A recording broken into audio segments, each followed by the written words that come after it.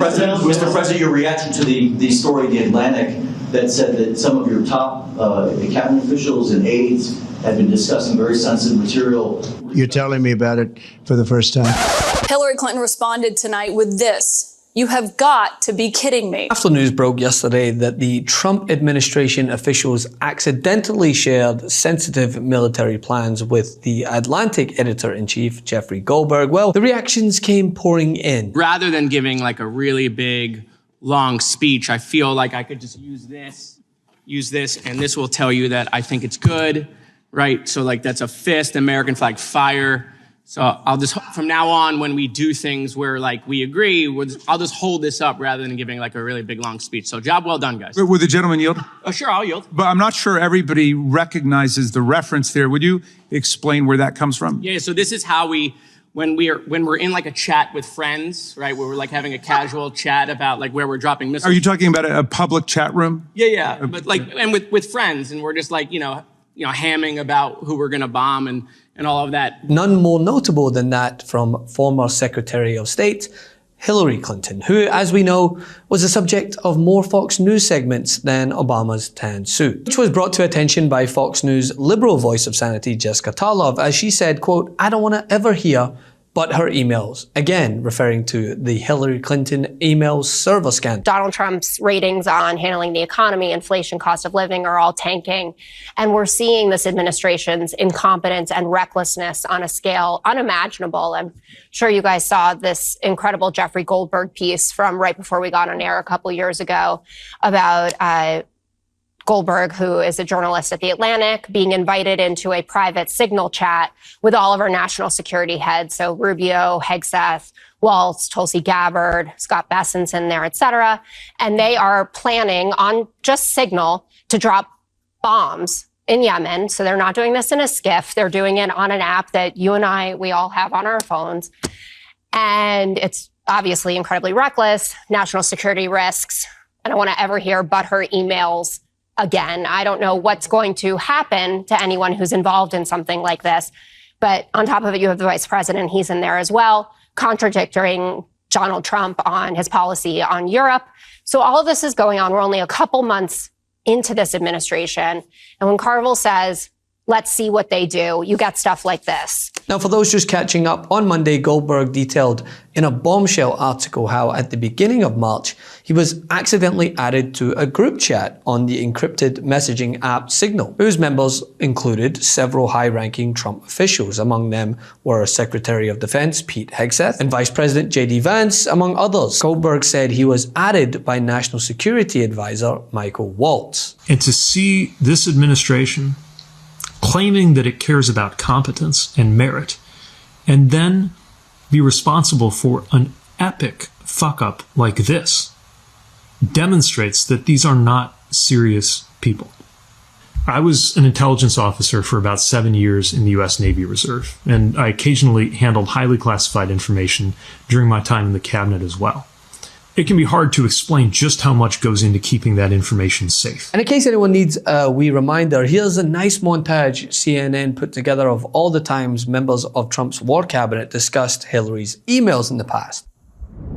If there was anyone other than Hillary Clinton, they would be in jail right now. Nobody is above the law, not even Hillary Clinton, even though she thinks she is. Mishandling classified information is still a violation of the Espionage Act. When you have the Clinton emails, on top of the fact that the sitting president of the United States admitted he had documents in his garage, they didn't prosecute, they didn't go after these folks.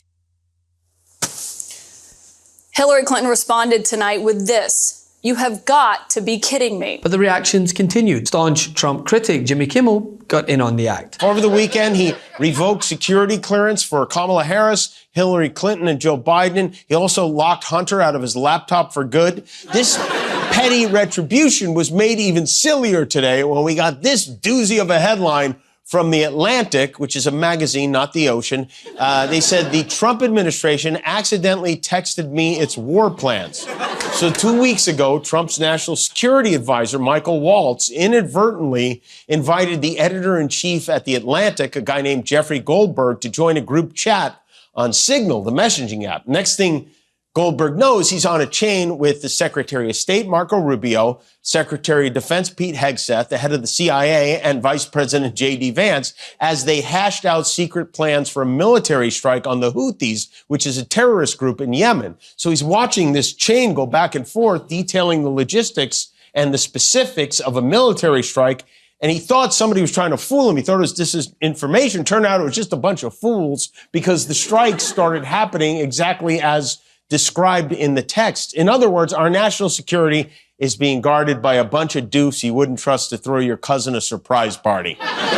No one on the chain thought to ask, who is JG? What are these initials? For all they could have been leaking secrets to Jeff Goldblum for all they know. And not only did this happen, after it happened, no one thought to tell Trump. So a reporter asked him about it today. He had no idea. To me, it's a magazine that's going out of business. I think it's not much of a magazine, but I know nothing about it. You're saying that they had what?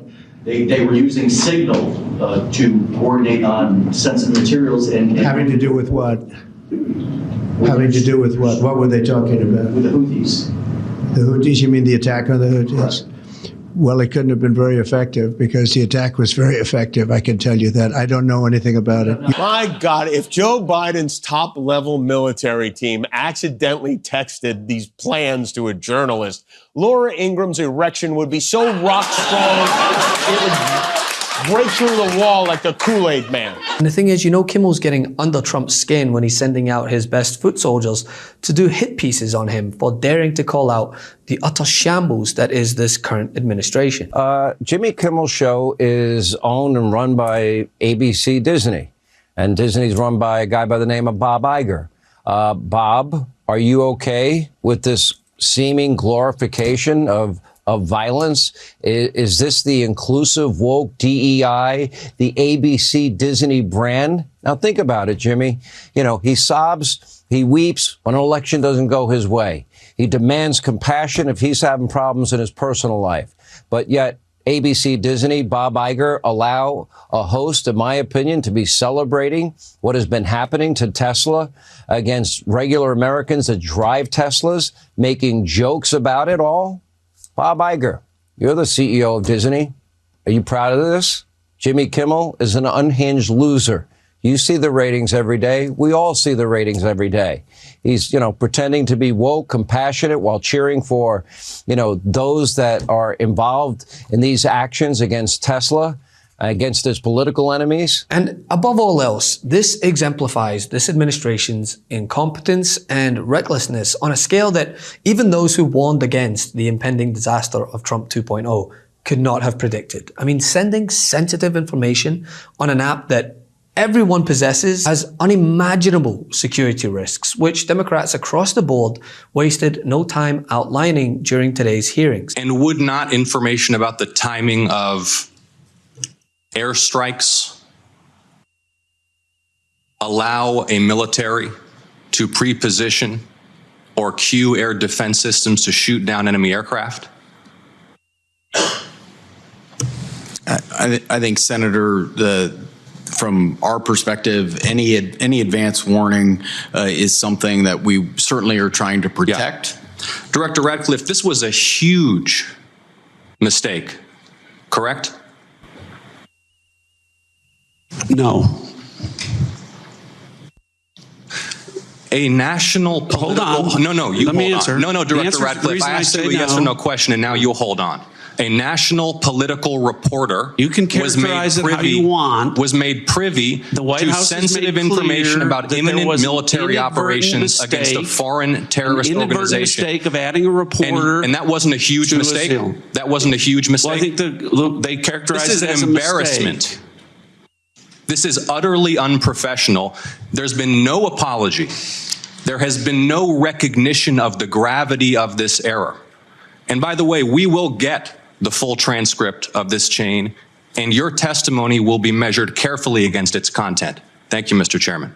But rather than giving like a really big, long speech, I feel like I could just use this, and this will tell you that I think it's good, right? So like that's a fist, American flag, fire, So I'll just, from now on, when we do things where like we agree, I'll just hold this up rather than giving like a really big long speech. So job well done, guys. Would the gentleman yield? Oh, sure, I'll yield. But I'm not sure everybody recognizes the reference there. Would you explain where that comes from? Yeah, so this is how when we're in like a chat with friends, right, where we're like having a casual chat about like where we're dropping missiles. Are you talking about a public chat room? Yeah, but like, and with friends, and we're just like, hamming about who we're gonna bomb and all of that. But we agree, we fist American flag fire. So I'm holding this up. I think we could just keep the committee shorter if like when we agree, we just hold this up. No, I think you're supposed to have the flexed arm instead of the fist. No, it was just it was just the fist. What signal chat are you in? I was on Twitter. If the gentleman would yield for an additional question, Sure. But what happens if there are reporters who might be there for that? Well, hopefully they support America and that it's fire. So you're telling me we can't have a bipartisan conversation among members of the committee without a journalist being there? Well, we can, but if you don't add them, if you don't want them to know. And what if they just happen to show up somehow? Well, that's because somebody added them. But as we've come to expect with the Trump administration, there's zero accountability, no apology, no comprehension of the dangers that this posed, just more attacking of the source rather than understanding the recklessness of their actions. Well, why was the cabinet secretaries and the National Security Cabinet discussing a potential military operation on Signal, which is a public app?